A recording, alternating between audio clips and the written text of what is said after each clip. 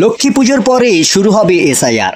Voter তালিকা যাচাইয়ের deadline জানিয়ে দিল নির্বাচন কমিশন। শুরু করছি এই মুহূর্তে ভারত বাংলা 24। ভারত বাংলা 24-এ আপনাদের সবাইকে স্বাগত জানাই।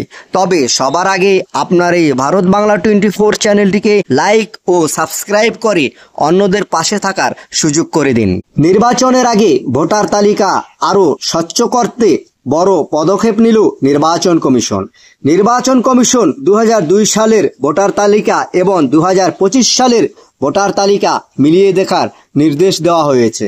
আগামী 20 সেপ্টেম্বরের মধ্যে এই কাজ শেষ করার কথা বলা হয়েছে। 2002 ও 2025 সালের তালিকা মিলিয়ে দেখার নির্দেশ দিল নির্বাচন কমিশন। 10 সেপ্টেম্বর দিল্লিতে মুখ্য নির্বাচন আধিকারিকদের সম্মেলনে কমিশনের তরফে জানানো হয়, প্রতিটি বুথ লেভেল অফিসারের হাতে তুলে দিতে হবে 2002 সালের ও 2025 সালের চূড়ান্ত ভোটার তালিকা।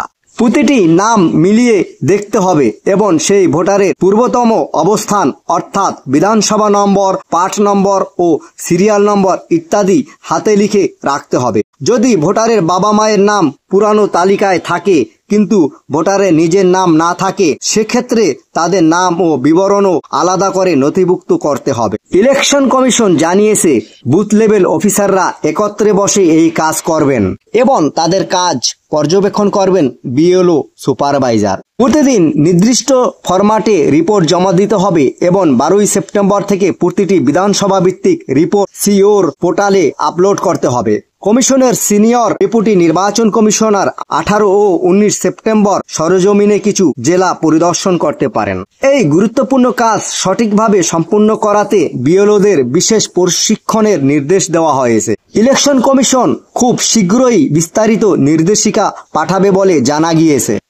ইতিমধ্যেই পশ্চিমবঙ্গের অতিরিক্ত মুখ্য নির্বাচন আধিকারিক দিবেন্দু দাস জেলা আধিকারিকদের চিঠি দিয়ে জানিয়েছেন, এই কাজ দ্রুত ও নির্ভুলভাবে শেষ করতে হবে। ভোটার তালিকা মেলানোর এই উদ্যোগে পুরানো ও নতুন তথ্য একত্রে যাচাই হবে। ইলেকশন কমিশন আশা করে এর ফলে তালিকা ভুয়ো বা দ্বৈত নাম বাদ দিয়ে প্রকৃত ভোটারদের তালিকাভুক্ত করা সম্ভব হবে। নির্বাচনী প্রক্রিয়া স্বচ্ছতা আনতেই এই পর্যবেক্ষণ বলে মনে করা হচ্ছে রাজনৈতিক মহলে। এদিকে কংগ্রেসের বিরাট বড় ঘোষণা, 2025 সালে বিহার বিধানসভা নির্বাচনে একাই লড়বে কংগ্রেস। বিহার বিধানসভা নির্বাচনকে সামনে রেখে মহাজোটে কংগ্রেসের অবস্থান এখন আলোচনার কেন্দ্রে। শোনা যাচ্ছে, আসন বন্টন নিয়ে এবার কিছুটা নমনীয় হতে পারে জাতীয় কংগ্রেস। এমনকি 2020 সালের বিধানসভা নির্বাচনে 70টি আসনে লড়েছিল জাতীয় কংগ্রেস, কিন্তু এবার সেই সংখ্যাটা কিছুটা কমতে পারে। দলীয় সূত্রে জানা গিয়েছে, কংগ্রেস 10 থেকে 15টি আসন শরিকদের জন্য ছেড়ে দিতে পারে, যার ফলে তাদের আসন সংখ্যা 55 থেকে 60-এর মধ্যে থাকতে পারে।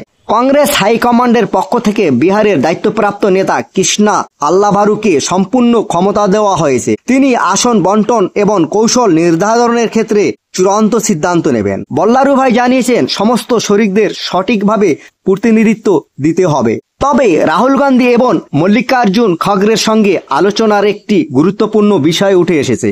কংগ্রেস 50টির কম আসনে কোনোভাবেই রাজি নয়। যদি এই সংখ্যক আসন না পাওয়া যায় তাহলে তারা একলা চলার কথাও ভাবতে পারেন। কংগ্রেসের ভোটার অধিকার যাত্রা এবং মৌলিক কর্মসূচি তাদের মাঠের শক্তি বাড়িয়েছে। এরই মধ্যে কংগ্রেস প্রার্থী বাছাইয়ের কাজও শুরু করে দিয়েছে। ব্লক এবং জেলা ইউনিটগুলিকে 14 সেপ্টেম্বরের মধ্যে সম্ভবত প্রার্থীদের নাম পাঠাতে বলা হয়েছে। এরপরে 16 সেপ্টেম্বর নির্বাচন কমিটির বৈঠক হবে এবং 19 সেপ্টেম্বর থেকে স্ক্রিনিং কমিটি চূড়ান্ত প্রার্থী বাছাই করবে। মুখ্যমন্ত্রী মুখ নিয়েও কংগ্রেস তাদের অবস্থান স্পষ্ট করেছে, তারা কোনো একক মুখ ছাড়াই নির্বাচনে নামতে চাইছে।